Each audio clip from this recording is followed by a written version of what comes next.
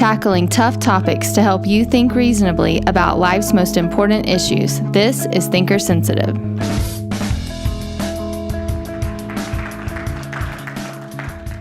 Hey, thanks so much. Great to be here with all of you this evening.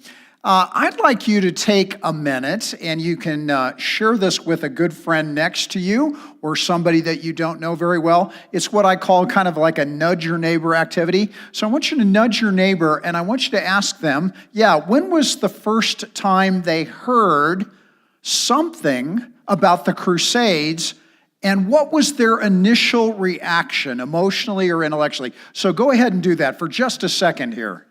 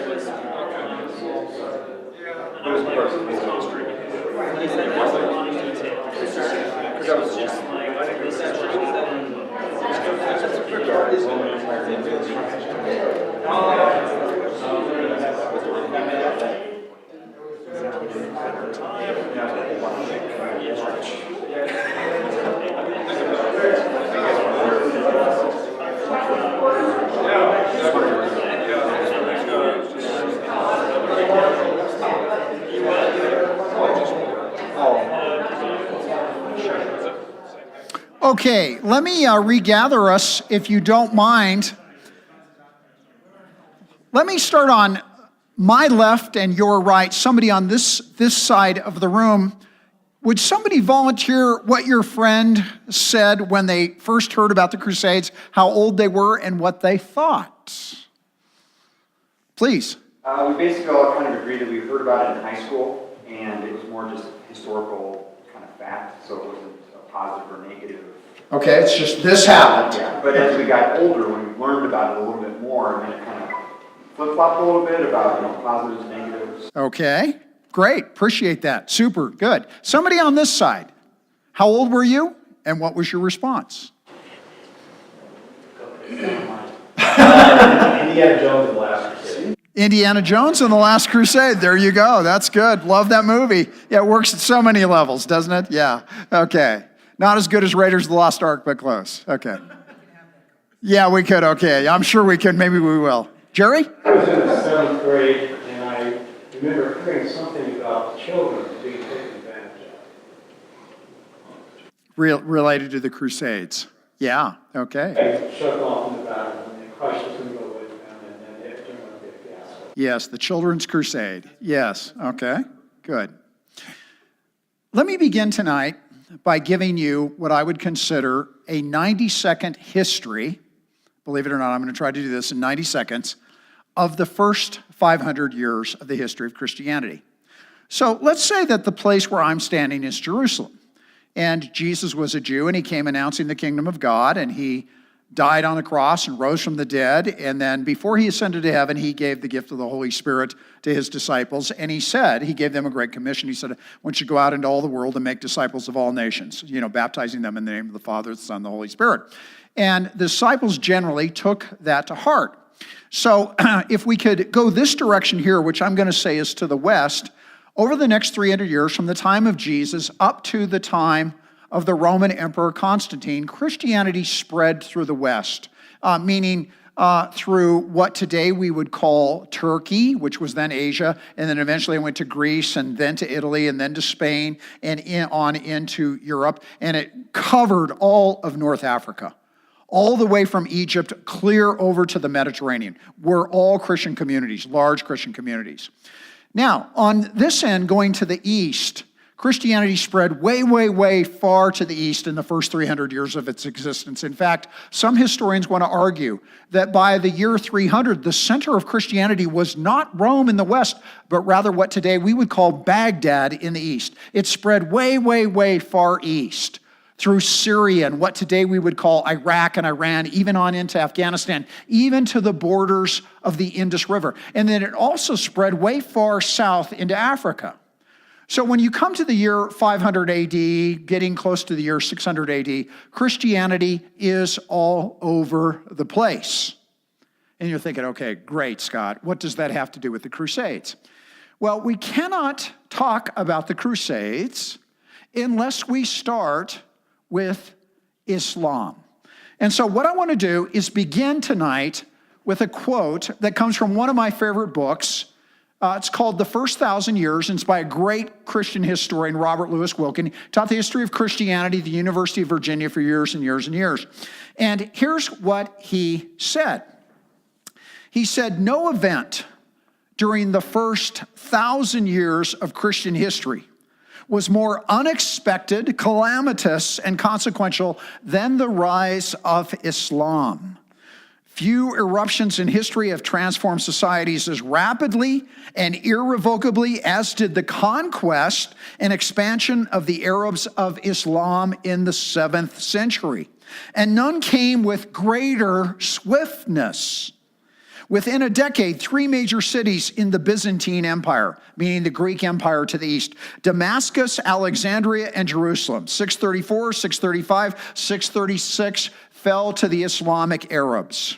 There had been reports that something large was happening in the Arabian Peninsula early in the 7th century, but the Byzantines were preoccupied with the Sassanids in Persia, way to the east, who had sacked Jerusalem in 614 and made off with the relic of the cross, and the Avars, a people who had settled in the Balkans in the 6th century, and they were now threatening Constantinople.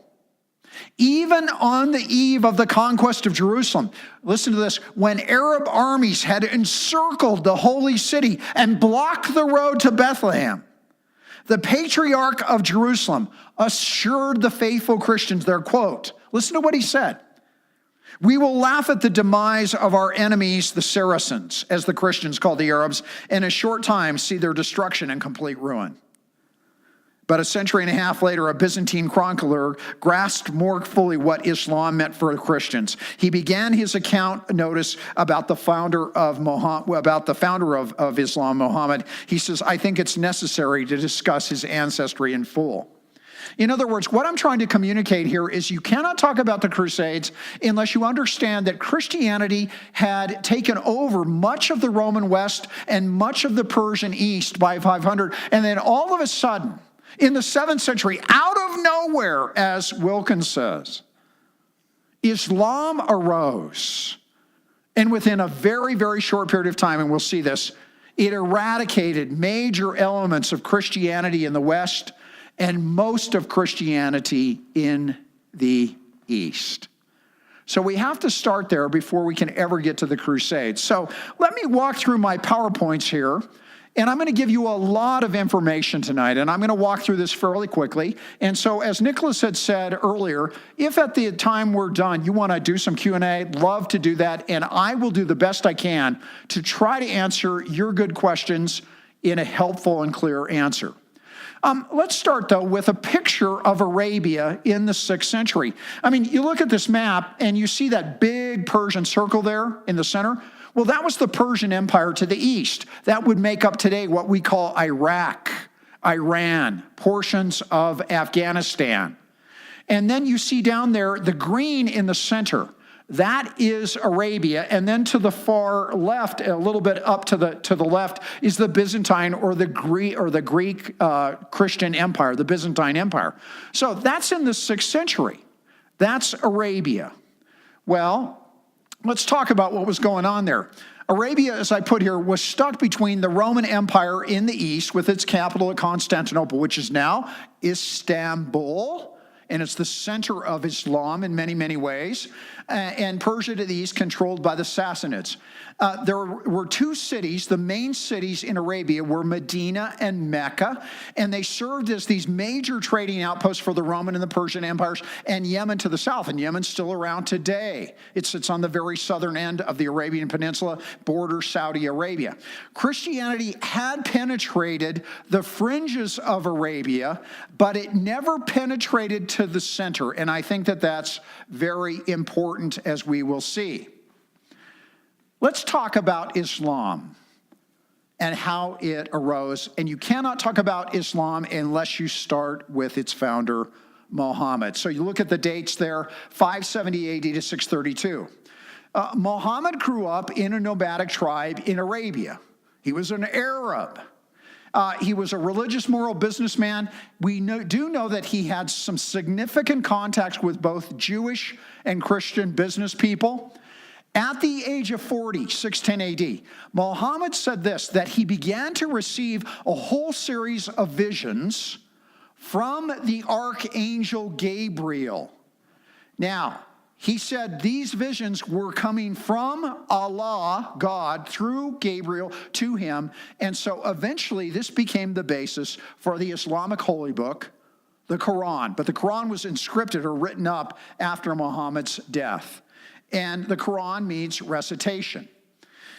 Muhammad gathered his followers into what he called Ummah, which was their community. And at the time, it was tribal in its origin. Now, here's what's really important, and we'll get to some of the specifics of this later on. But he began to preach this very, very strict monotheism in the city of Mecca. He was rejected, he was kicked out, and he emigrated to Medina in 622.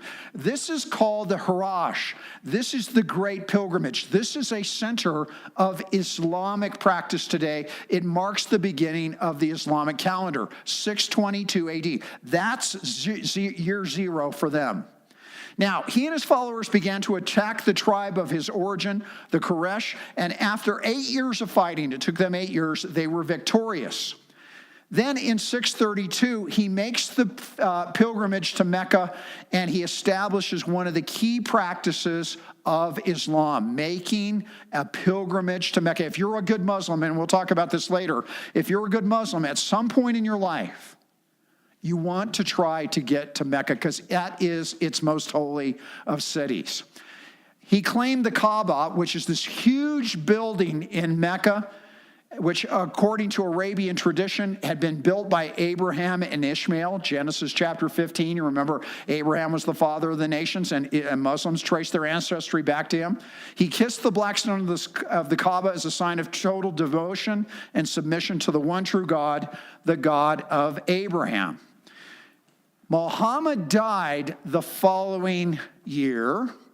They were preparing a military mission to the north. Here are some initial observations we want to make historically, not theologically, but historically about Islam at this point. Islam is, and always has been, intensely monotheistic. Intensely. We'll come back and look at their critique of Christianity here in a little bit. At its core, from day one, what we would call part of its original DNA, Islam was intensely militaristic. It was a religion of conquest. Islam means submission. It does not mean peace. That's not what it means. It means submission, submission to Allah. Now, we'll come back later in just a couple of minutes and look at its theological tenets. Let me explain what happened briefly, and I'm running through this fairly quickly just to make the point here about the succession of Islamic leadership following the death of Muhammad.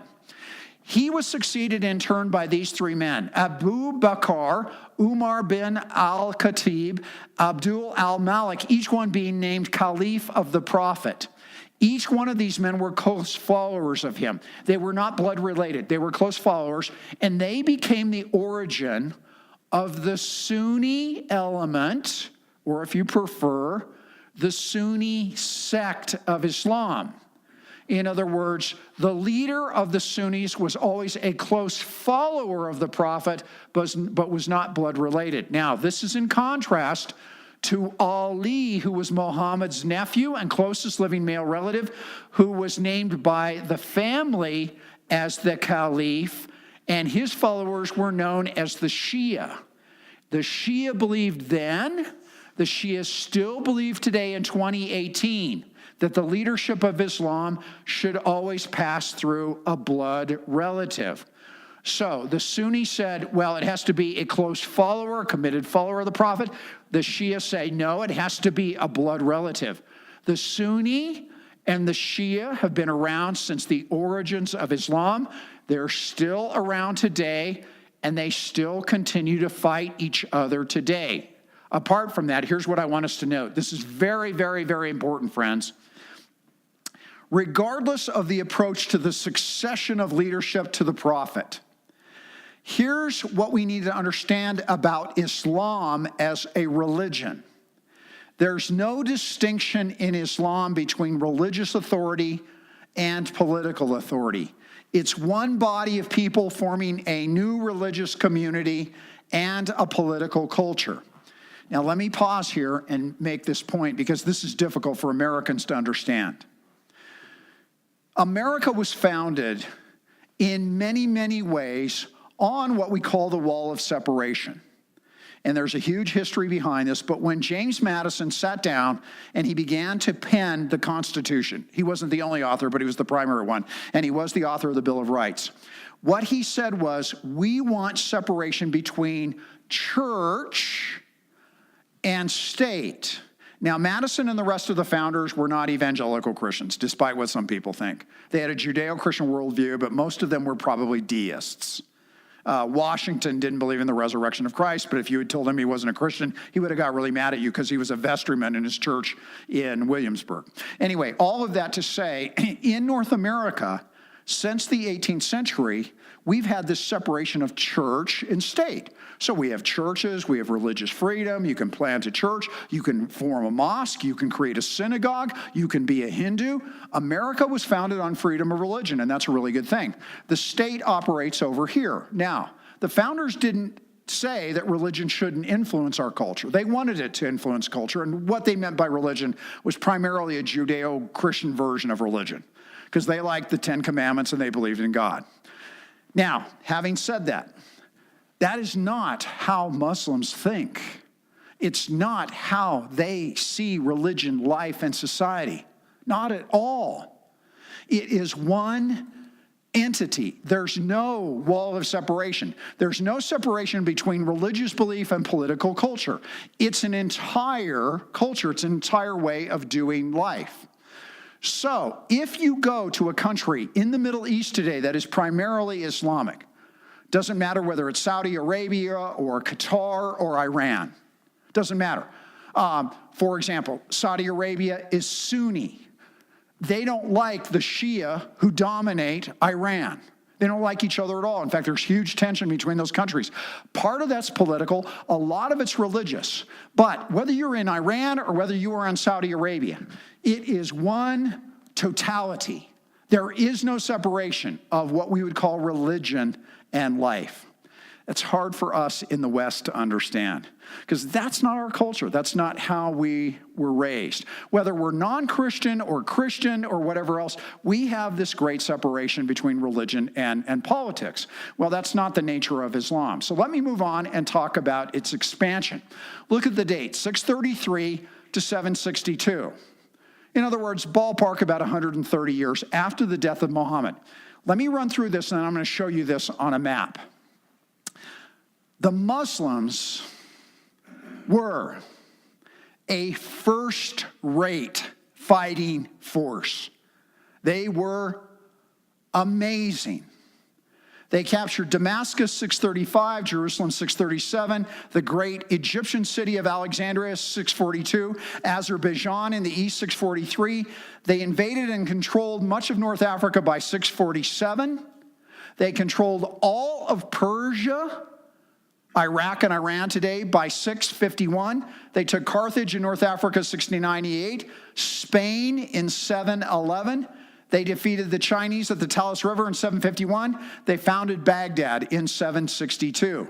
They twice attempted and failed to conquer Constantinople, the center of Christianity there, and were defeated by Charles Martel and his Franks at the Battle of Tours in southern France at 732. In fact, many historians say that's one of the most important battles in all of Western civilization, because if that battle had not been won by the Franks, you and I would probably be speaking Arabic today, and we would not be here tonight in any kind of a Christian sanctuary or church. We'd probably be Muslim.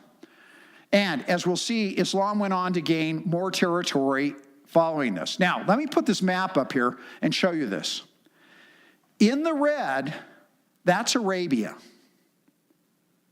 So within Muhammad's lifetime, Islam took over Arabia.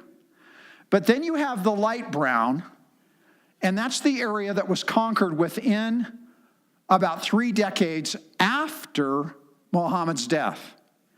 And then you have the yellow areas clear to the east, which today would be like Afghanistan and on up into the former Soviet republics, clear to the west, all of North Africa, and notice, Spain was Islamic by 750 AD.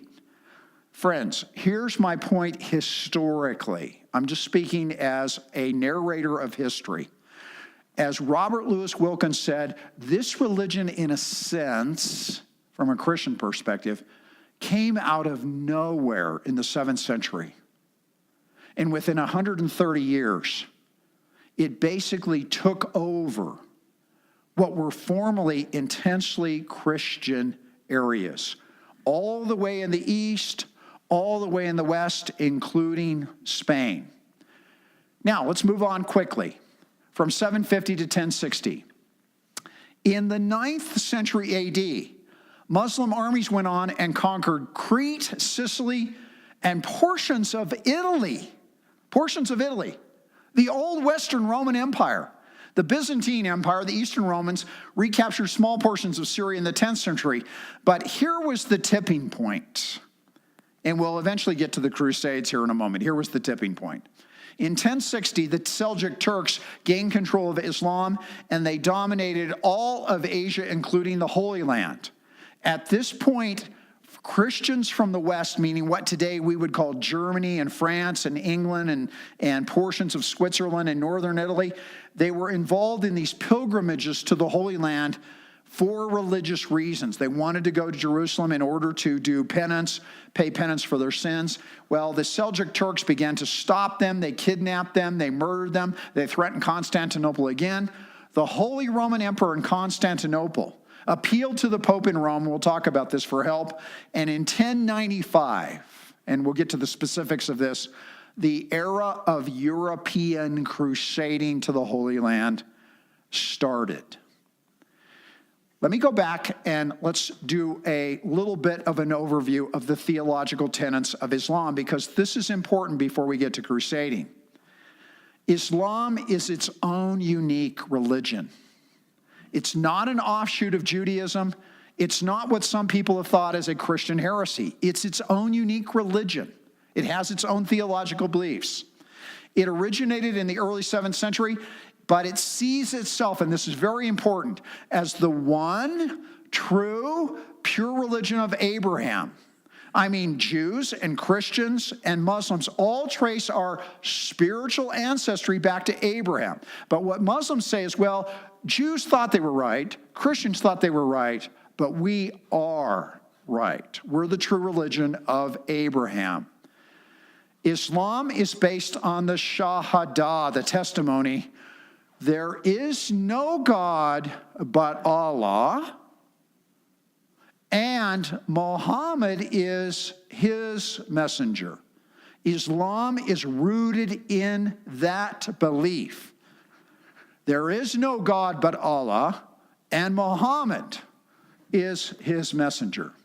The duty of all human beings, all of humanity, is to submit to Allah and do his will.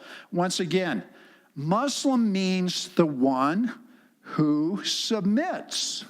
Allah is completely and totally sovereign over everything, and if you're a good Muslim, you submit to his will. Here are the 5 main tenets of Islam: the Shahada, which we just talked about, and the Salat, ritual prayer 5 times a day. Has anybody here been to an Islamic country? You know this. They have prayer at 4:30 in the morning. When I first went to Istanbul, we landed late at night. We got in. I have problems sleeping as it was, and at 4:30 in the morning, there's the call to prayer. I'm not trying to be disrespectful, because I'm an American, and as an American and as a Christian, you should be respectful of other people. That drove me crazy. I thought, come on, why do you have to get up at this time to pray? But they do. They do, because they believe it's core. Zakat, giving 2.5% of one's income to the poor and the needy. Sawn, fasting during the holy month of Ramadan. You may know some Muslims here in the United States. If they practice Ramadan, they fast during that. And then the Hajj, a pilgrimage to Mecca at least once in your life, if possible. If possible, you want to do a pilgrimage to Mecca. Now, let's talk about Islam here quickly in light of Christianity. Theologically and functionally, Islam is vehemently, and I want to stress this and underline it for our purposes, anti-Trinitarian. There are a number of places in the Quran where the Quran says, "Say ye not the Trinity." Say ye not the Trinity. It's false religion to a Muslim. They deny the death and or the deity and resurrection of Jesus. And Muslims are what we call intensely iconoclastic. In other words, anything whatsoever that might possibly be viewed as a physical object of religious devotion should be broken up and destroyed, because nothing could possibly in any way, shape, or form represent Allah. It's these biblical figures, like Moses and Jesus, as forerunners of Muhammad. Yes, Moses was the great leader of the Jews. He was really important. Yes, Jesus was the leader of the Christians, although the Christians have misrepresented who he really was, but he was a great prophet. So they give him due reference as a prophet. But they were forerunners of the prophet. And Muslims have always considered Jews and Christians as what they call dhimmis. In other words, they're people of the book, but they think that the Jewish religion and the Christian religion went astray, and they should be encouraged to come to the true faith of Islam. Because you have to remember, Islam is for all people. It's for all people. Muslims believe that. In other words, they want, whether you're a atheistic, secular, left-wing, right-wing, doesn't matter which wing, American, or you're a Jew or a Hindu or a Christian, they think you need to convert because it is for all people. Conversion from Islam is forbidden. It's punishable by death, as is the attempt to get Muslims to convert.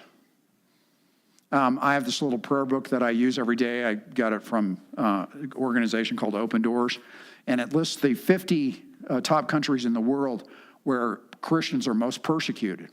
North Korea is number one, but as you look at the next 49, I think, I didn't do an exact count, so don't hold me here. Math's not my best subject, but I think of the next 49, I think 40 or 41 of those are Islamic countries. And the reason why is because Christians are under enormous pressure because of Islam. Societies to be governed by Sharia law, and non-Muslims were taxed. In time, Islamic tradition rewrote the biblical tradition of the Old Testament. What I mean by that is, if you read the book of Genesis, Abraham has two sons.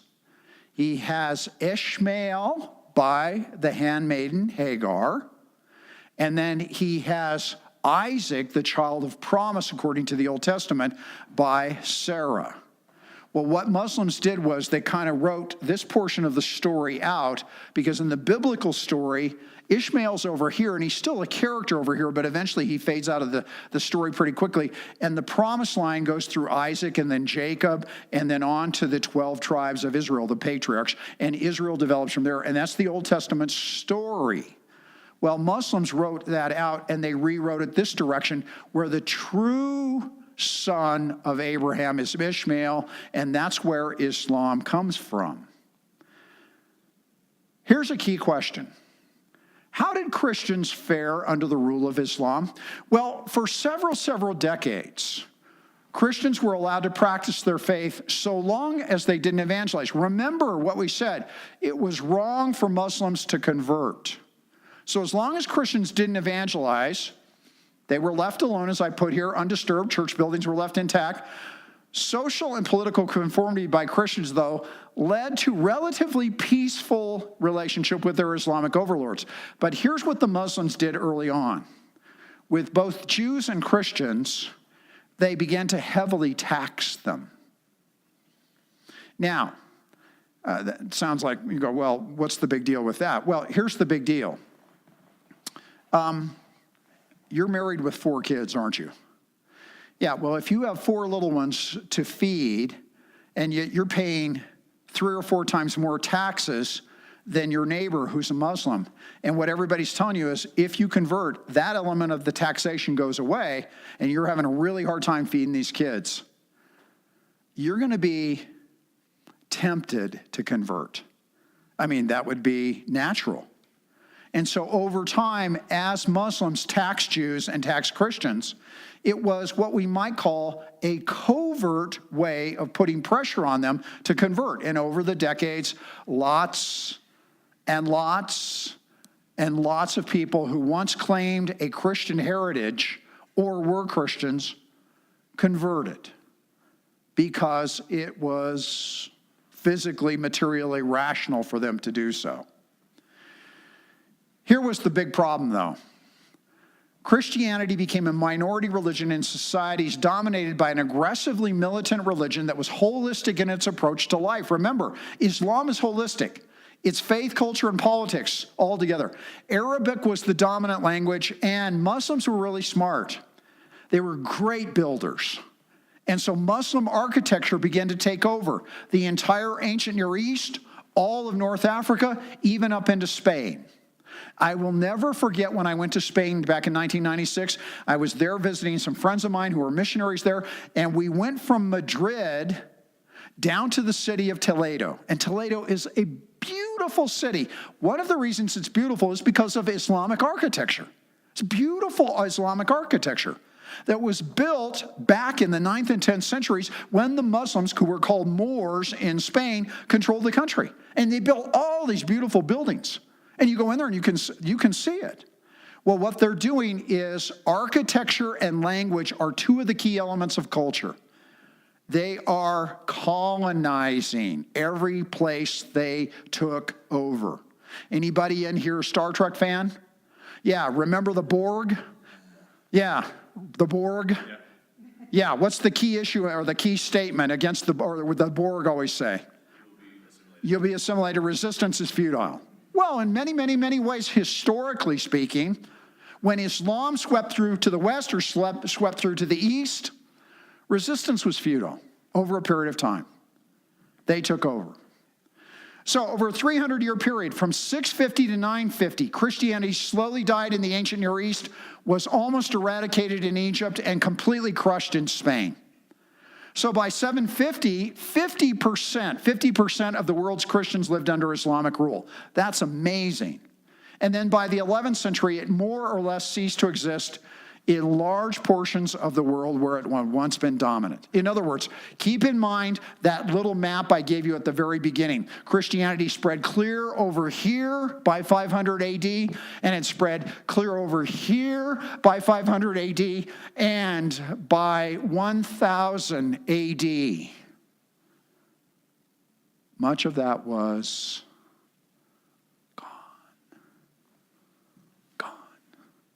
Islam took over.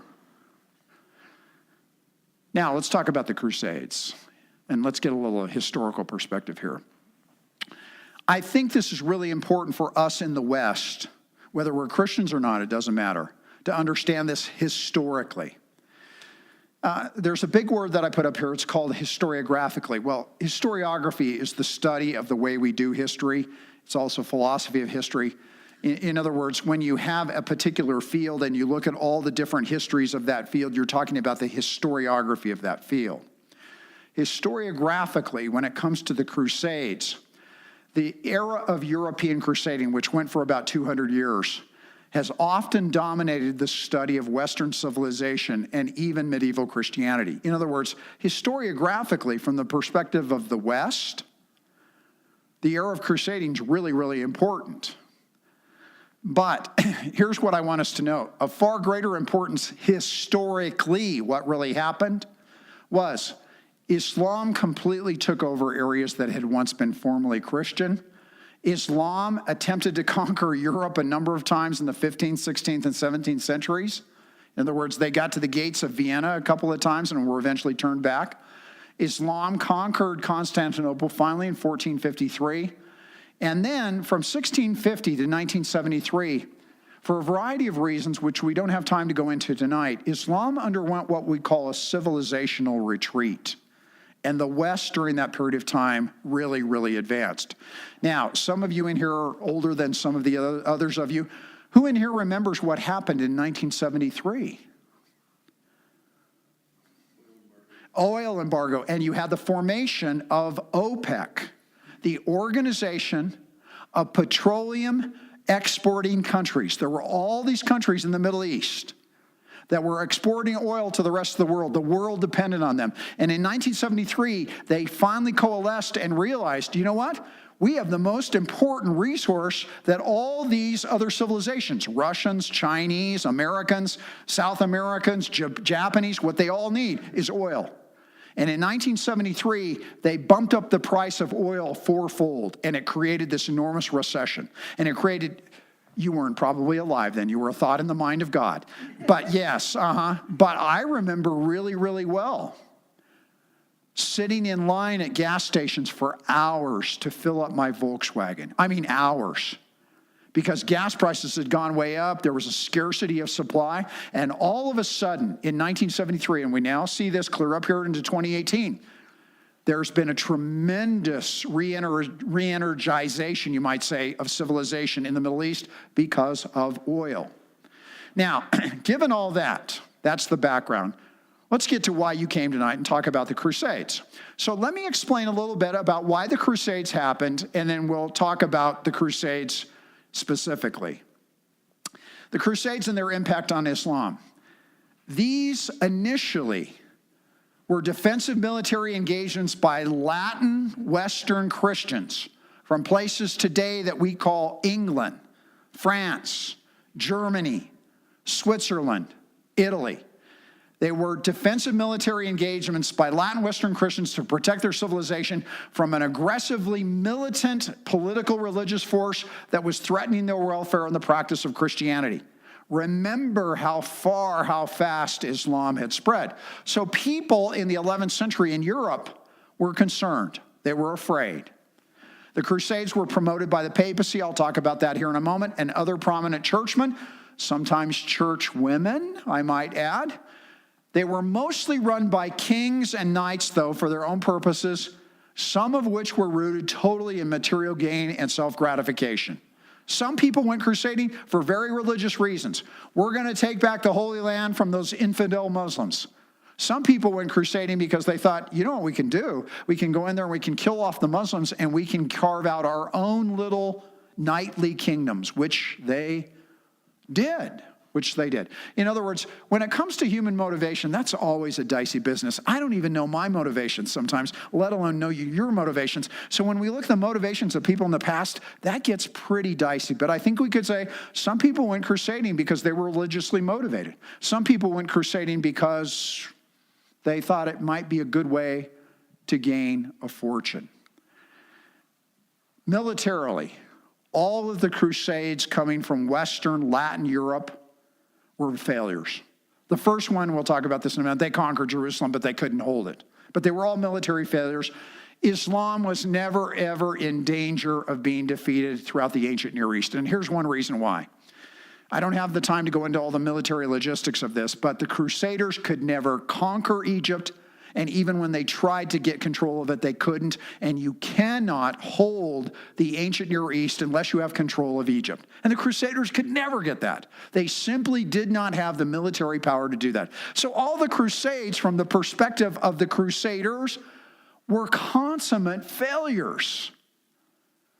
And from the perspective of Muslims, until the formation of the Wahhabist sect in the 20th century, which was the sect that gave rise to Osama bin Laden and Al-Qaeda, nobody in the Muslim world was too concerned about the Crusades because it was kind of like this blip on the radar of their history, because the Crusades were failures. Now, let me talk about why the Crusades happened, and I'm going to get a little bit more specific here. When you look at the history of Christianity in what we call the High Middle Ages in Europe, one of the key developments that happened was the growing power of the papacy from the 11th and the 12th on into the 13th centuries. And I'll try to explicate this. In the 10th century, there was a monastery in France called Cluny. It was an old Benedictine monastery that was led by two great abbots. Abbots were the leader of monasteries, Othello and Hugh the Great. Othello ruled that monastery for 50 years, and he was followed by Hugh the Great.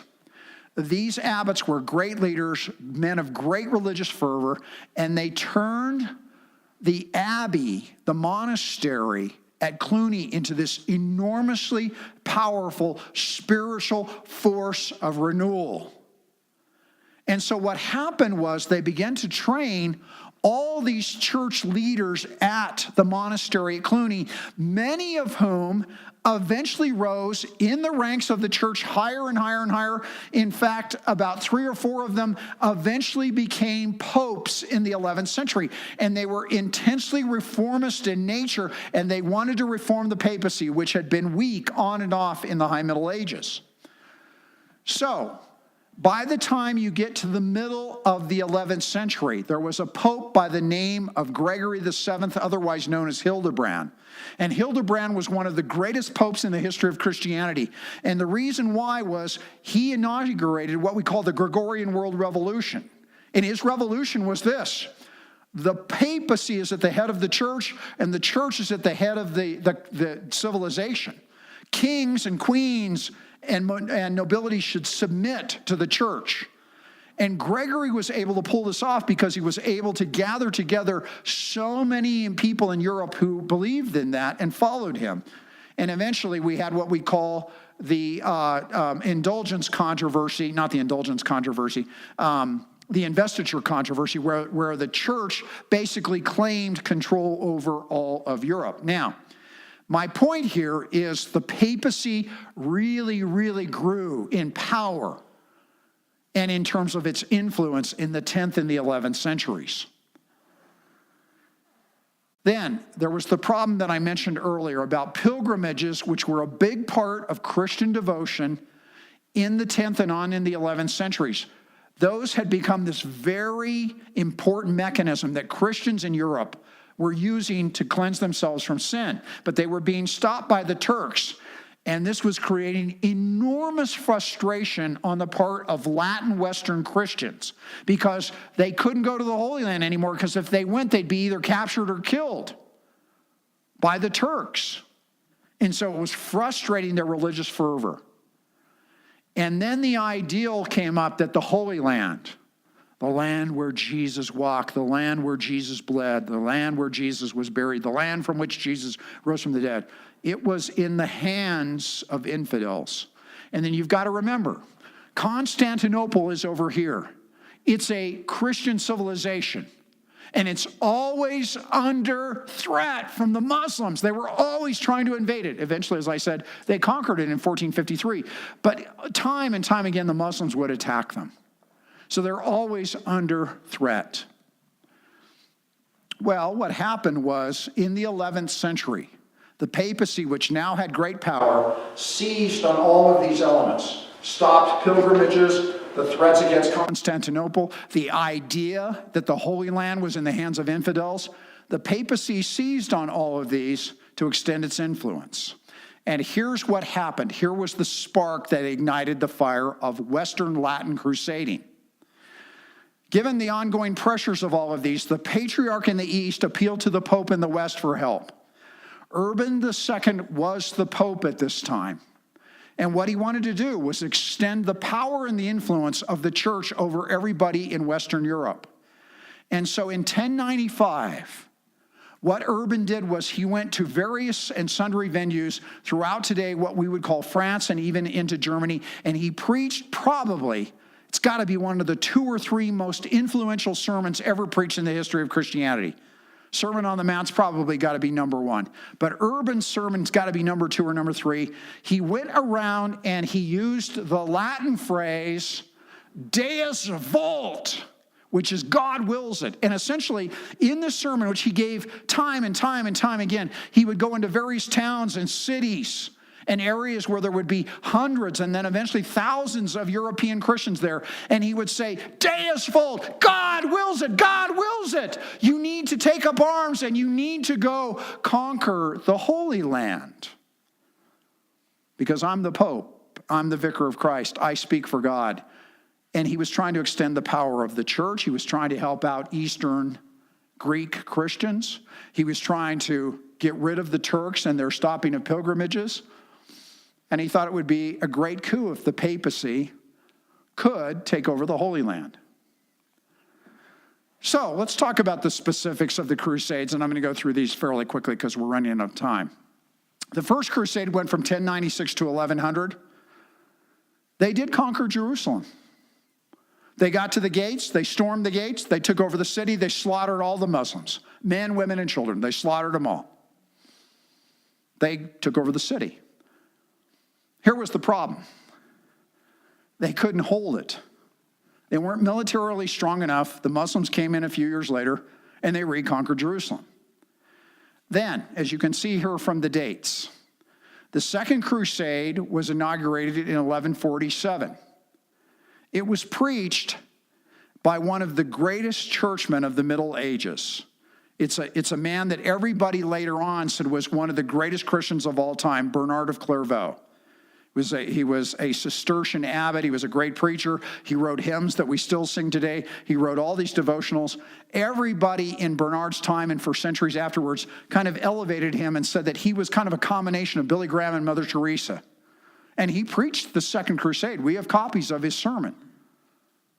And he said things like, you should go, you should take up arms, you should go and conquer the land where these infidels rule, the land where our Lord shed his blood. And because it was Bernard of Clairvaux, lots of people took up arms and they went and they accomplished nada. It was a military disaster. The Third Crusade is the one in pop history, the legend of Robin Hood, this and that, because this is the one that was led by all the famous kings, Frederick Barbarossa, Philip Augustus, Richard the Lionheart. And that one wasn't very successful either. And then you had the Fourth Crusade, and what they did was they never got to the Holy Land because they decided, Constantinople's a much richer plum for us to sack. We can rob the city, and we don't have to worry about going any further east. And so they sacked Constantinople. And then in 1212, this is the one Jerry mentioned earlier, there was a children's crusade.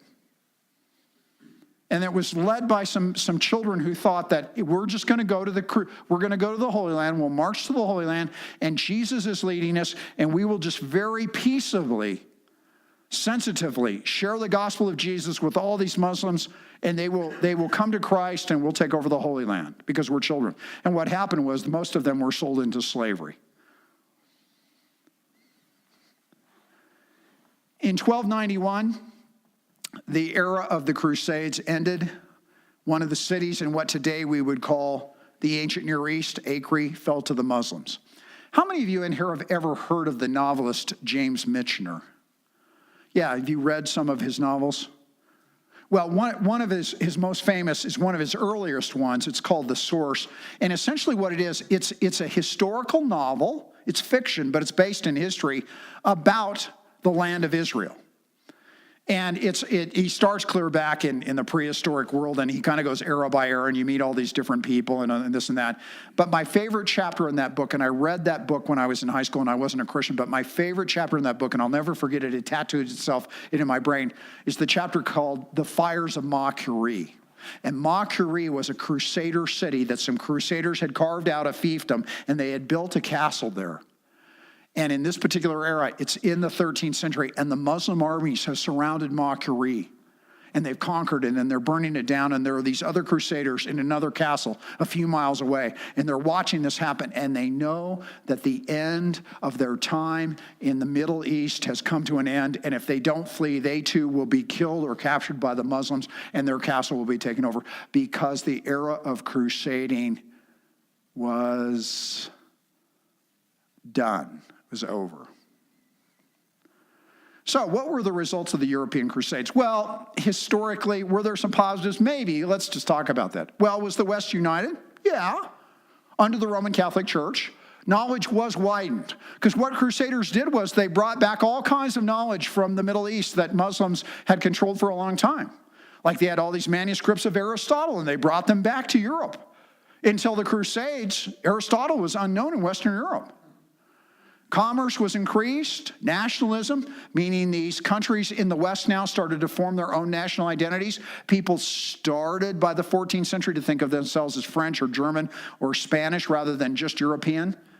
The power of the papacy was greatly strengthened, hugely strengthened. Were there negatives? Well, you bet. Number one, Islam was completely unchecked. Like I said, the Crusades were military failures. They were just complete failures. Islam was not checked. The church was not purified. The Holy Land was not won. Like I said, the first crusade conquered Jerusalem militarily, territorially. That was about as far as the European crusades ever got. And the church was militarized by the nobility. There's no question about that. That happened during the era of crusading. So by the time you get to the 13th, 14th, 15th, and on into the 16th century, the idea of a militarized church or using the power of the state to enforce what the church wanted in Europe, most everybody in Europe believed that. So Islam, papacy, and the Crusades. And this raises the question for us on our end, how could so-called Christians go crusading? How could they possibly do that? Here's what we want to be careful about. There's a tendency when we read history, and I want to be careful to unpack this, to fall into the trap of what historians call presentism. In other words, you and I live in the early 21st century. We live in the United States of America. We live in a land of religious freedom.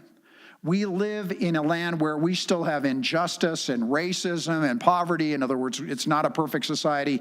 But we look at things in the past, and this is true for all of us. We evaluate them and read them and interpret them through the lens of the present.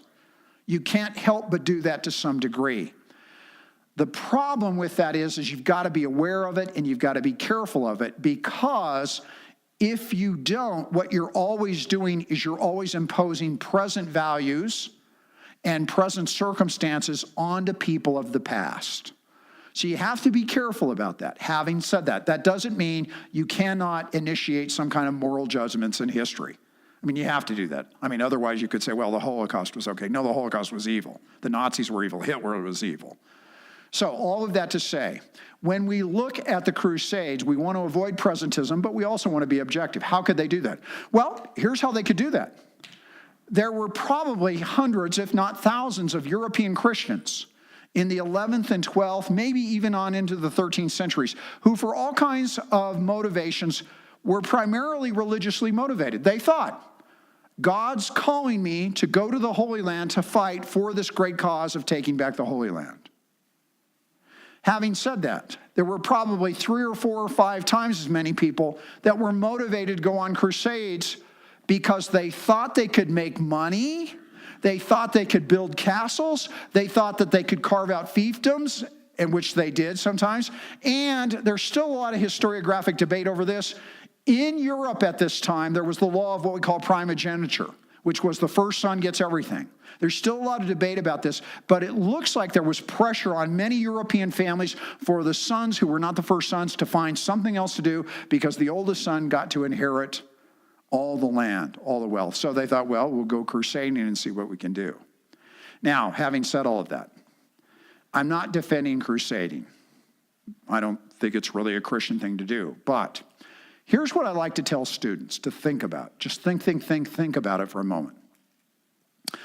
What a lot of people, including women, did when they went crusading, because they did, here's what they gave up. They gave up safety. They gave up family. Many of them gave up fortune because you had to finance the crusade yourself. Crusades were very expensive, which was another reason they eventually fell out of favor. They're incredibly expensive to fund.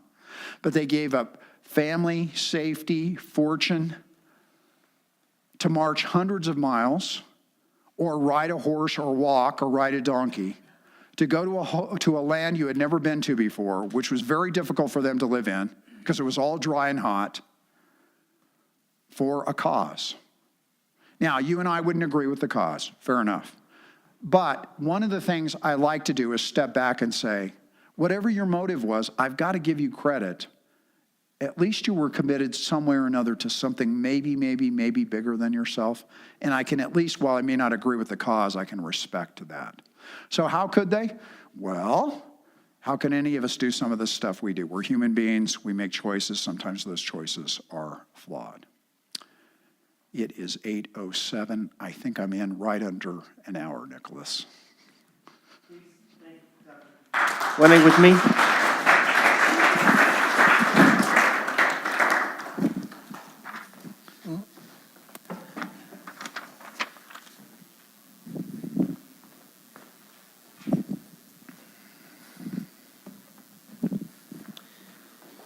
Just want to remind you, just point out there's a Connect card in front of your seat. We're going to be, Brandon, can you come up here for a second?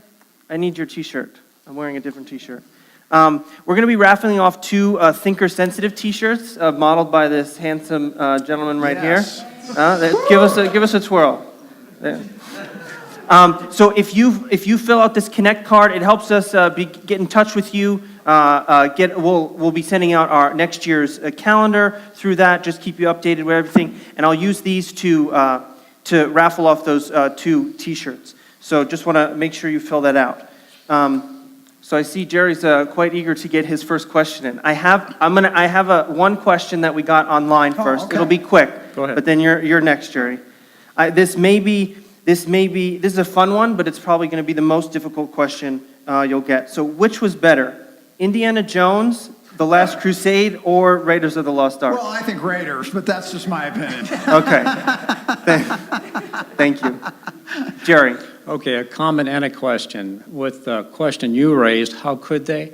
I'm thinking of really 2 passages saying Christ did teach, to turn the other cheek, but Christ did also tell his disciples to take a sword up one time. So I can see how people would want to defend the lives of other people. So Sure. in that answer, I think Christians were responding in that fashion. Now from our question, apparently, I haven't studied this deeply or not, and you mentioned that Egypt was key. I'm wondering why Egypt was key, and as for the military planning, any gifted military leaders among these people? Let me respond to the second question about gifted military leaders and planning. Once again, I want to clarify, the Crusades are not my area of specialization. I'm kind of a Reformation guy. That's more my area of specialization. But there's a new book that just came out by one of the preeminent experts on the Crusades, Christopher Tyerman. And it just came out in the last 6 months or a year. And it's all about planning crusades. And this guy's an expert, and he's done so much research. And number one, he shows people who planned crusades were really, really smart. They were really gifted. They were very competent administratively. The logistics of planning a crusade were almost overwhelming, but they were able to pull it off. But he also notes this. They were incredibly expensive to underwrite. In other words, royalty had to underwrite them, nobility had to underwrite them. They had to find, finance schemes. The papacy had to underwrite them, and they had to tax people to do that. And when the money started to run out, the motivation to crusade started to run out. But it's Christopher Tyerman, and I can't remember the title, but it just came out, and it's got rave reviews. Now, let me answer the issue about Egypt. Number one, Egypt was the breadbasket of the ancient world and even the medieval world in many ways because of grain. Number two, Egypt sits on the Mediterranean and it's got all those great, sea coasts and ports. Number three, because it was the breadbasket and because of its specific location, it was kind of a jumping off point into what today we would call Israel, Palestine, Jordan, Syria. In other words, you could leverage your position in Egypt to control that portion of the ancient Near East. In fact, you know this from the Old Testament. The Assyrians were fighting the Egyptians, and then the Egyptians were fighting the Babylonians, and then eventually the Egyptians were fighting the Persians. And it's always the Egyptians against all these other countries because they had the greatest access to that portion of the world. So if the Crusaders came along and they couldn't control Egypt, which they never could, they had no chance of controlling it long term. No chance. Okay, we'll go to a question online. We'll go to Kyle. Kyle is our most courageous question asker. Okay. Because everyone writes in anonymously, and Kyle always leaves his name. Tell Kyle God bless him. Yes. So it seems that Kyle is holding you to the title of our talk. He wants a direct answer. So the question is your argument that the Crusades weren't really that bad because they were necessary? I think you need to tell us what you mean by bad. Good question. Actually, great question. Without trying to give away all my ethics, historically speaking, let me speak as a historian, and I'll come back to the ethics of it here in a moment. What we try to do in history is evaluate events and people using the context of their era and what they were trying to do. If you look at the era of crusading and what they were trying to do, and you look at it in terms of the bigger picture of the history of Christianity, I would say it's a bad era, but it's, in my opinion, from where I sit in the history of Christianity that I've studied, not nearly as bad, not even as close to being as bad as the wars of religion in Europe in the 16th and 17th century. Those were really bad. They almost destroyed European civilization.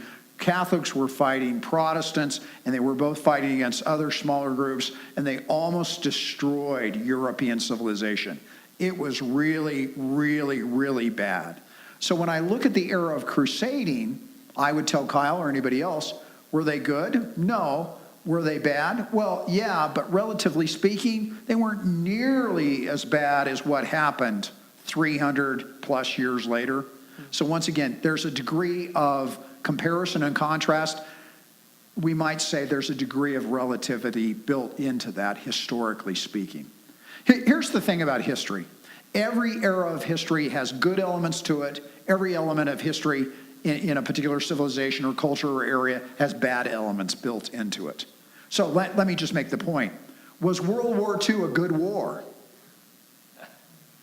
War's never good. Anybody who's ever been in combat will tell you war is a horrible, horrible, horrible thing. You never, ever, ever want to have to go to war.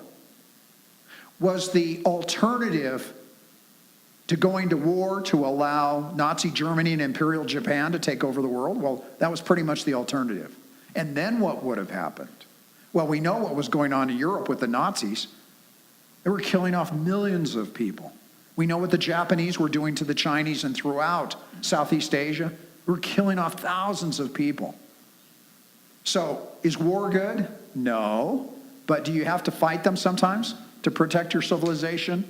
Unless you're a pacifist. I'm not, but I respect a good pacifist. I really do. Really, an honest pacifist I can really respect. I've had some who are colleagues on the faculty at the seminary. I don't agree with them, but I respect them. But sometimes you have to fight. That's not a good thing, but it's a necessary thing. In the case of the Crusades, they thought they were protecting their civilization. So was that good? Yeah. Is how they did it good? Not necessarily. So tell Kyle that's the best honest answer I can give historically. Well, you could talk to him yourself. Oh, is this Kyle? Hi, Kyle. I'm not so sure if I like the idea of that relativity. It almost makes it sound like a competition. I'm thinking of, it's almost like saying the genocide at Rwanda, it wasn't really that bad because the Holocaust was worse. You know what I'm saying? Well, you and I would agree the genocide in Rwanda and the Holocaust were equally evil. You're saying relativity. You're saying the Crusades weren't really that bad because we had Eastern European wars that were worse. Yeah, and I would say the Crusades at least are understandable in the sense of why they went crusading. I'm trying to understand them. I'm not necessarily trying to defend them. I mean, yeah. Okay. Here's the thing. Technically, I'm not a pacifist, but I don't like war, and the Crusades were wars.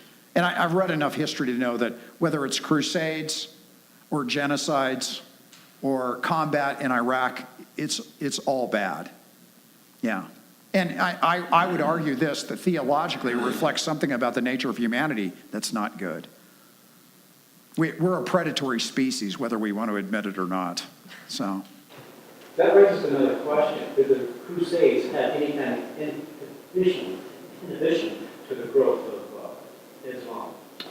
Well, I think some historians would argue that they probably stopped the spread of the Seljuk Turks to a point, but that probably was the extent of any stopping that we might put there. I mean, once again, the Crusades were military attempts to stop this very aggressive religion and take back some of the land, but they failed. They failed. There were military failures. And Islam continued to press into Europe in centuries after that. But yet, both sides have resources and men that they've lost. Yes. And that didn't have an inhibition? Perhaps to some degree, some. Yeah, I mean, when we talk about the era of Latin Western crusading, we talk about people leaving Latin Western Europe and going to Israel, what today we would call Israel or Lebanon or Syria. So they were invading, but they were kicked out. They couldn't hold it. The Muslims won. So I guess from the perspective of, if you're a Muslim, the Crusades they were nothing, we defeated them. If you're on this side of the equation, you're going, well, how could these Christians go and do this? Well, they thought it was the right thing to do, or they had mixed motives. Now, once again, let me move from the macro to the micro just to try to clarify the point. I'm a pastor. I've been in church world the last 40 years since I became a Christian. I didn't grow up in the church, but I became a Christian, got involved in the church. I love church world. I love it, love it, love it. But I have seen some horrible things done in church by Christians against other Christians. I've seen church leaders do some things that would send chills up the back of your back. I have sat in elder meetings. I probably shouldn't say this. Is this being recorded?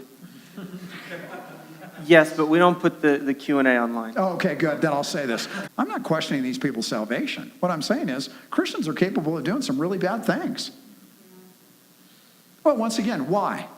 Because human beings are sinful. We have poison blood in our veins. We have a sin nature, and sometimes, even when we're regenerate, that comes out. Now, that's at the micro level, at the individual level, but you can see that as it extends throughout groups. So how could Latin Western Christians go crusading? Well, if they thought they were defending their civilization, okay. If they thought they were going to take over the Holy Land, we might not agree with that, but we can understand it. But a lot of them went because they thought, well, we can take this land from Muslims and carve it out for ourselves. We'll colonize them. Well, we don't. We think that's bad. And it was. And it didn't last.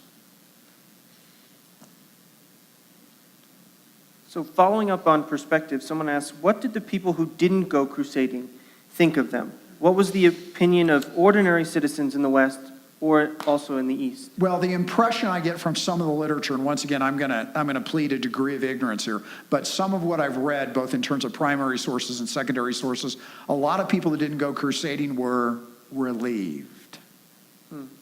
Now, they viewed crusaders as quote unquote more spiritual or gave them more spiritual chips for going, but I think they felt relieved. I don't have to go. Okay. So we have a question about, since you began about Islam and how we're talking about Christianity and Islam and different religions, someone asked, you said something unique about Islam is that it thinks that they're the only one who's correct. Doesn't Christianity think it is the only correct religion as well? Yes. They're mutually exclusive. They're mutually exclusive. I would agree with that. Yeah, they're mutually exclusive. Let me make a point here. There are two books you might want to consider looking at. One's a little bit dated now. Samuel Huntington's book that came out in the 90s, The Clash of Civilizations and the Coming World Order. Huntington was a political scientist at Harvard, and he wrote this book, I think it was 95 or 96, and essentially what he argued was in the 21st century, there would be three major regions of civilization that would fall into conflict with each other. The West, primarily the United States, China, which was growing rapidly, and the Islamic world. Now, there's a lot of people that have critiqued Huntington's thesis. But the point that he made was pretty valid, because you look, China's really growing, the West is under pressure, and Islam is not going anywhere. The Iranians are trying to take over the Middle East right now. I mean, they have plans to do it. The Israelis are really nervous about the Iranians. So I think Huntington's thesis has some validity. And what Huntington argued was this. He said in places, particularly where Islam and the West come into conflict with each other, in his book, he described those as bleeding zones. And we saw this in the 1990s in those small wars in Eastern Europe between the Bosnians and the Serbs, Muslims and non-Muslims fighting each other, and they were really bloody. And Huntington's thesis was you have these clash of civilizations, and they get violent. Having said that, another book you might consider reading, and this is one I always use in church history, is The Next Christendom by Philip Jenkins.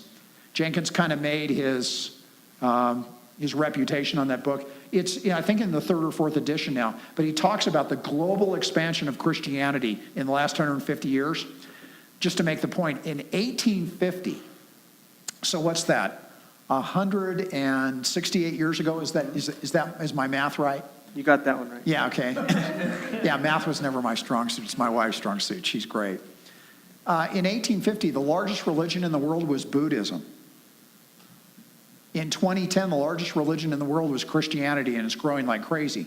But it's coming into conflict more and more with Islam, and you really see this in Africa.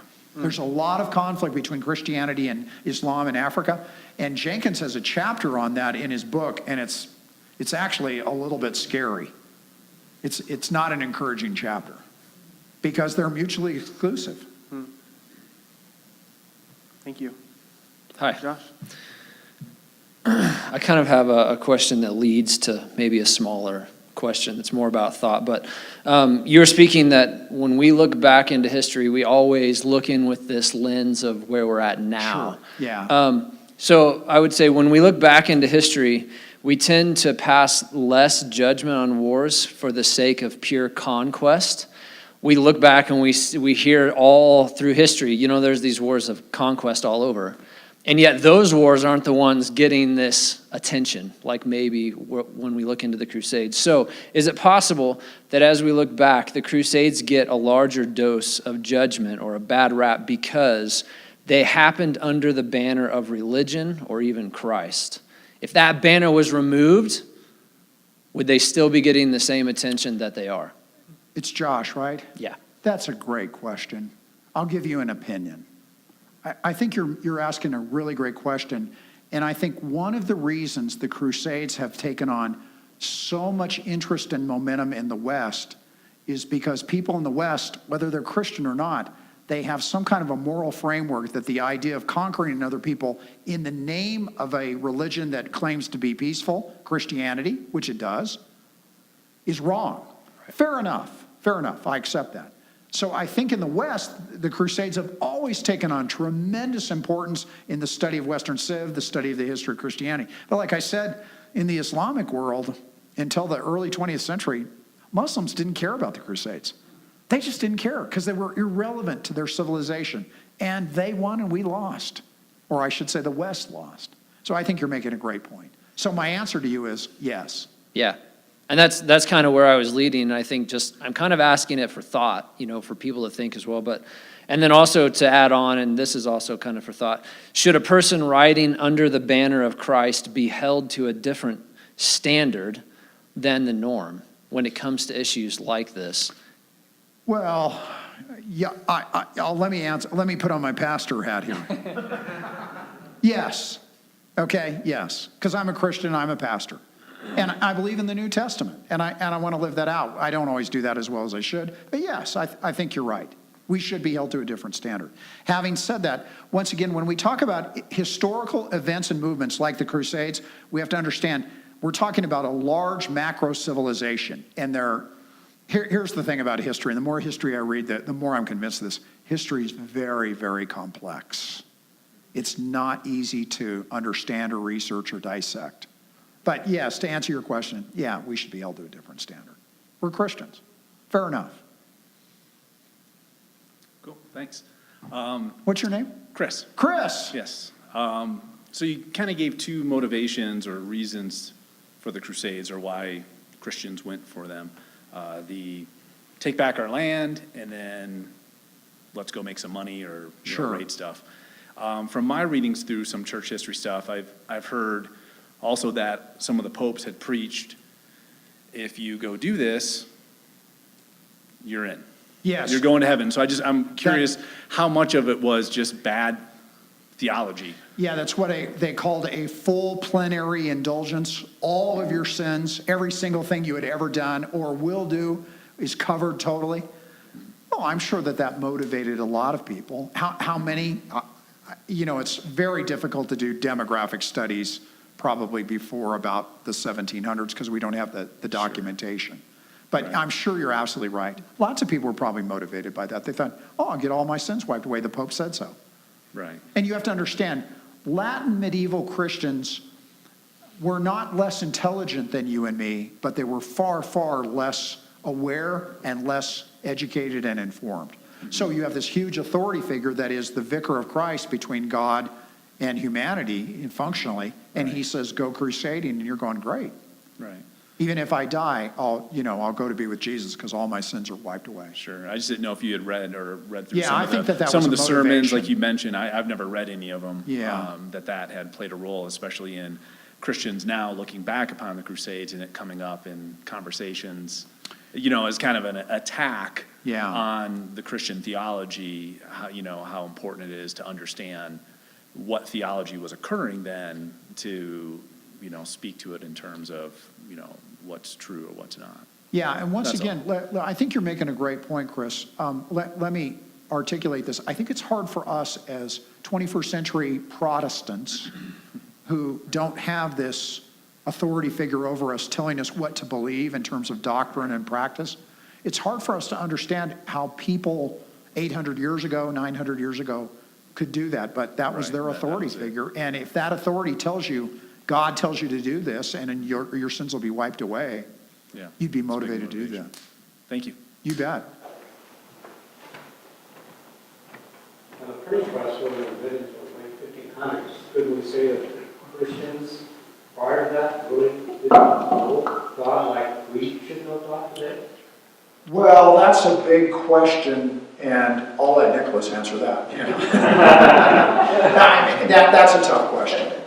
I mean, you have great Christians in the medieval era. Oh, I don't Yeah. But some of the theology, access to scriptures like we have today. they did not have access to scripture. I mean, it was all Latin, and usually even priests didn't know Latin. And the worship was centered in the Mass. Right. So.